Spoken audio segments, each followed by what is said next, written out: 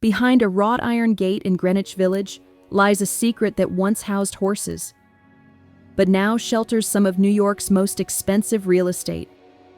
How did stables become million-dollar homes? Welcome back to the channel. Today, we're uncovering one of Manhattan's best-kept architectural secrets, the Greenwich Village Mews. These hidden cobblestone alleys weren't always the charming, Instagram-worthy lanes you see today. They're survivors of a forgotten New York, where the city's wealthiest families kept their horses, carriages, and the people who tended them. This is the story of how America's working-class infrastructure became its most coveted luxury, and what that transformation tells us about who we are as a nation. Let's rewind to the mid-1800s. Greenwich Village was New York's original suburb, where wealthy merchants built Greek Revival townhouses along tree-lined streets to escape the chaos of lower Manhattan. But here's the thing nobody talks about. These elegant homes had a dirty little secret. Horses. Lots of them. In 1880, New York City had over 150,000 horses producing roughly 2.5 million pounds of manure every single day. The rich needed somewhere to keep their horses, carriages, and the Irish and German stable hands who worked for them. The solution? Build narrow service alleys behind the main houses, hidden from public view. These back lanes were called mews, a British term originally meaning a place where hawks were kept. In New York, mews became the city's invisible infrastructure. Washington Mews, McDougal Alley, Patchen Place, these weren't addresses. They were service entrances. The architecture reflected this. Low ceilings perfect for hay storage, wide barn doors, ramps for horses, minimal decoration. Function over beauty. Above the stables, cramped quarters housed the coachmen, grooms, and their families. These were the people who made the Gilded Age possible, living literally in the shadow of their employers' mansions, yet completely separate from their world. Then came the automobile. By 1912, cars were outselling horse-drawn carriages, and Manhattan's equestrian infrastructure became instantly obsolete. The wealthy moved uptown, taking their Rolls-Royces with them. The mews were abandoned, left to decay. But here's where the story gets interesting. In the 1920s, Greenwich Village became America's bohemian capital. Artists, writers, and free thinkers flooded in, attracted by cheap rent and creative freedom. They discovered these abandoned stables and saw something nobody else did: potential. For almost nothing, they could rent or buy these forgotten buildings. They knocked out walls, added skylights to capture the northern light, converted haylofts into sleeping quarters, and transformed barn doors into massive windows. The low ceilings that once accommodated horses became intimate, human-scaled spaces. The lack of ornamentation became minimalist chic. Sculptor Gertrude Vanderbilt.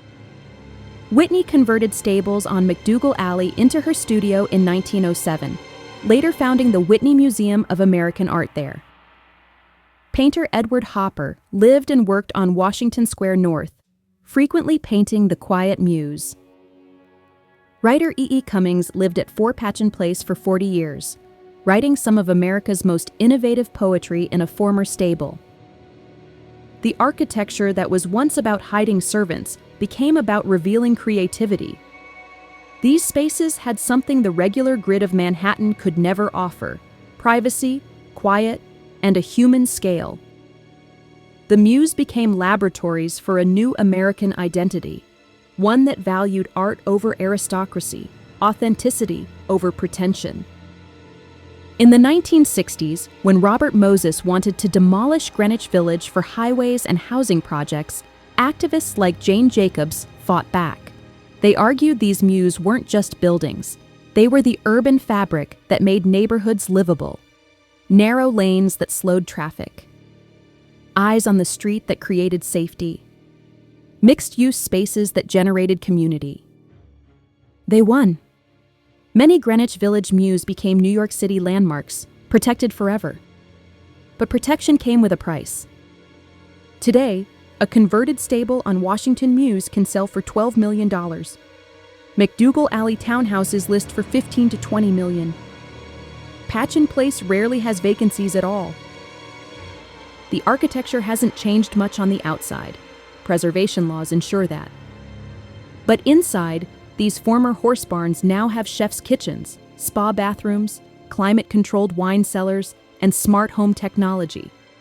The spaces where immigrant coachmen once slept in freezing winters are now heated by radiant floors.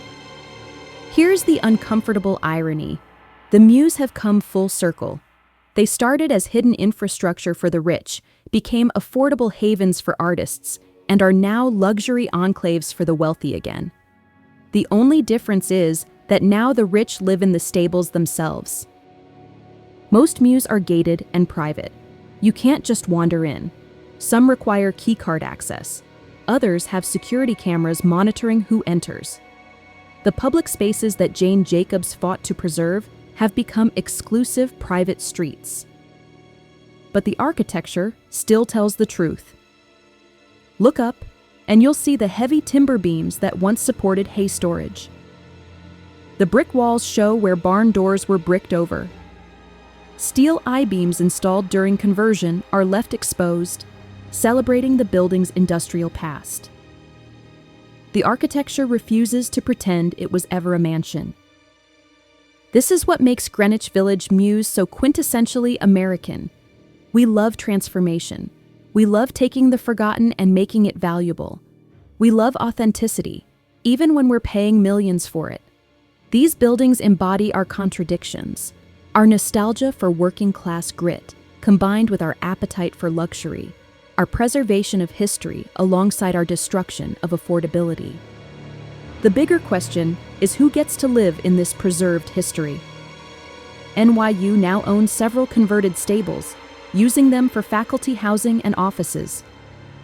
Private equity firms have quietly purchased others as investment properties.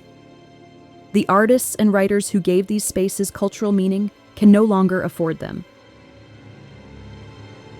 Architects across America now study Greenwich Village Mews as models for new developments.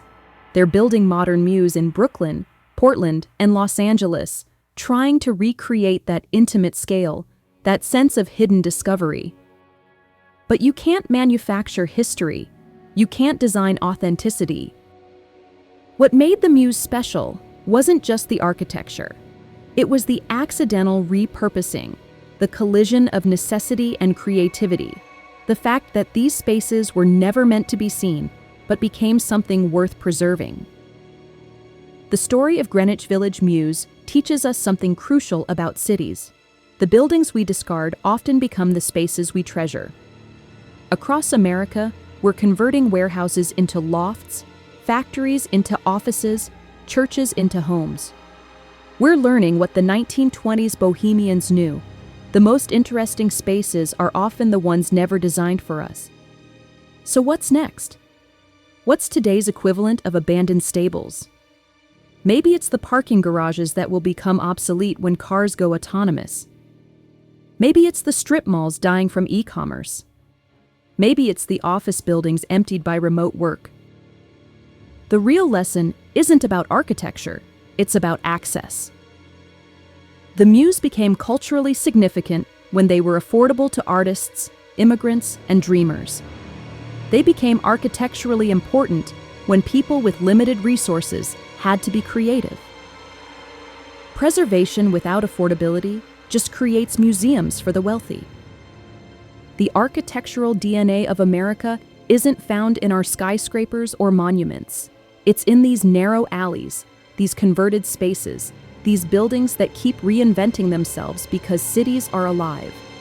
They change, adapt, and surprise us.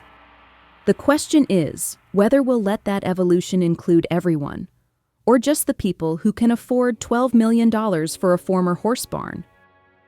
From stables to studios to luxury homes, Greenwich Village Mews have witnessed America's transformation from the Gilded Age to the digital era. These cobblestone lanes remind us that our most beloved spaces are often the ones that were never meant to last. Which hidden NYC gem do you think tells the most important story about our city? Drop your answer in the comments below. And if you want more deep dives into New York's forgotten architecture, hit that subscribe button. Next week, we're uncovering the pneumatic tube system that still runs beneath Manhattan. Trust me, you won't want to miss it.